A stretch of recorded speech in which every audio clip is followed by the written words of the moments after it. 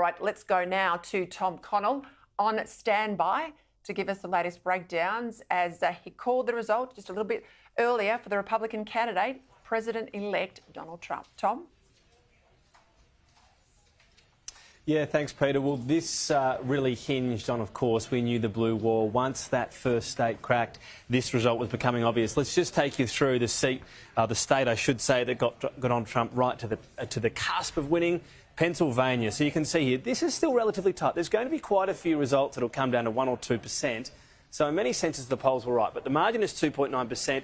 The issue for the Democratic Party is nearly 95% has been counted already. In other words, there's very little vote left. And this is another trend we saw as well, Peter. Last time around, with all that mail-in ballot left, it meant there could be dramatic catch-up at the end for the Democrats. This time around, look, 2.6 million last time in 2020. This is in Pennsylvania, 1.8 million. So fewer votes to catch, if you like. So that was Pennsylvania. The other state that we've just called in the past half hour or so is Wisconsin. You can see here again, 4.2% is the margin.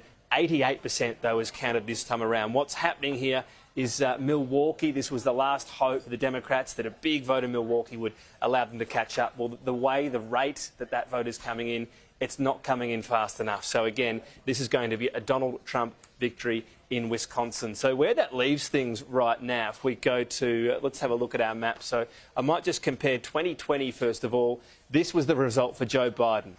He kept the blue wall intact. He even flipped Georgia. He won Arizona and Nevada. As we go to where now, this is the live count, you can see the blue wall has crumbled. Michigan looks ominous as well. Georgia's flipped, and we think very likely Arizona and Nevada could flip as well. So the other interesting thing about all of this, Peter, is the popular vote. This was the one that we thought Kamala Harris would win. Well, look at the margin now. Donald Trump more than 5 million votes ahead. Yes, there's vote to come in California, but that will only catch Kamala Harris up about 1.5 million. So Donald Trump is set to easily win the popular vote, which hasn't been done for more than 2 decades in terms of the Republicans.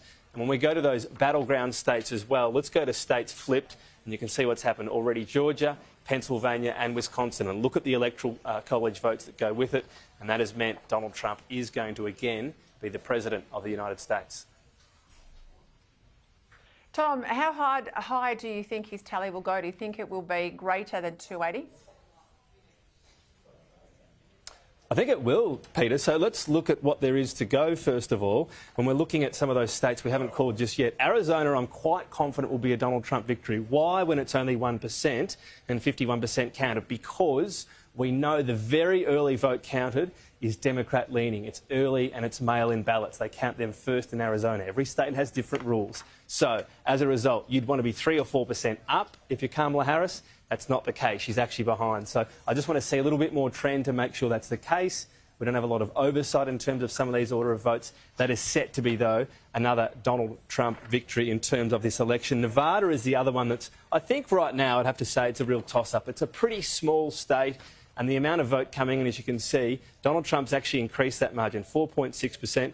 I tell you what, on that, with 78% counted, he'd be a reasonable favourite. Clark County dominates Nevada, so I'd want to see how the last 20% there is trending before declaring that. But that's a good sign now, I'd say, for Donald Trump, so he'd be a reasonable chance of winning that. And the other one as well, in terms of that blue wall, so there's one at the moment that hasn't fallen, but it's extremely likely to.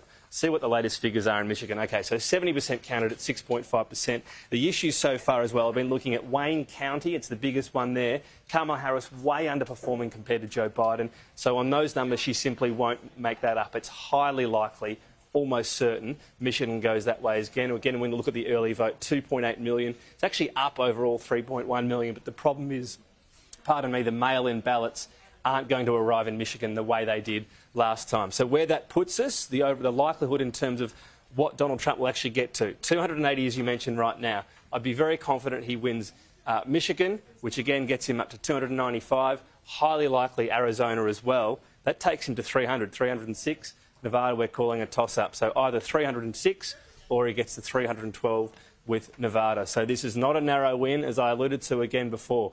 The popular vote, you can see a significant margin for Donald Trump, which hasn't been done for a long time by a Republican. Tom, give me a readout of the Congress too, please.